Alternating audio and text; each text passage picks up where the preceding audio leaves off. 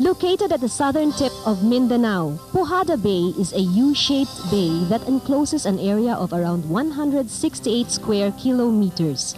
Dito naninirahan ang 69 coral reef na fish species, mga dolphins, at iba't ibang yamang dagat. Ang endangered na sea cow o dugong ay nakikita rin sa lugar dahil sa malawak na seagrass population ng Pujada Bay. Along its shores are white sand beaches that would rival that of the other known beach destinations in the country. Ngunit tulad ng mga coastal resources sa buong Pilipinas, nanganganib na rin ang Pujada Bay dahil sa patuloy na mga pagbabago sa mga paraan ng paggamit ng tao sa ating mga yamang dagat. Kaya naman inilunsad ang Pujada Bay Festival upang magkaroon ng awareness ang mga tao at tumulong sa pagsagip nito.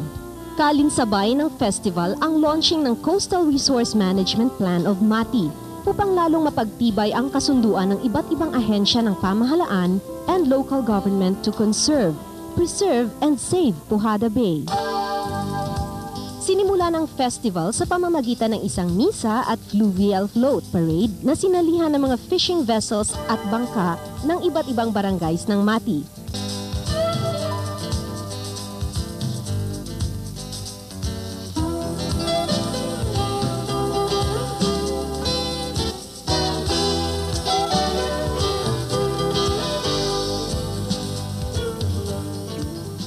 Ang mga isla ng Waniban at Pujada ay dalawa sa mga islang nasasakop ng Pujada Bay. Ang white sand beaches at coves ng mga ito ay tila nag-aanyaya sa mga taong panatilihin ang ganda nito. From the shores of Pujada Island, one can see the dolphins frolicking in the waters of Pujada Bay.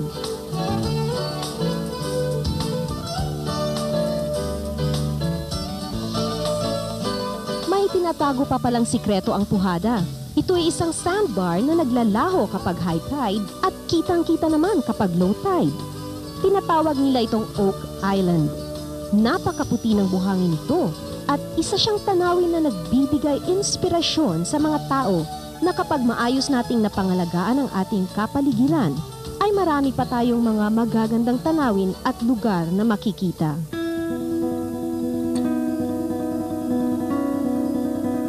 The fate of Pujada Bay lies in the concerted conservation and preservation efforts of the people. Tumulong tayo sa pagpapanatili ng kalinisan at kagandahan nito. Let's leave our children a healthy and living planet.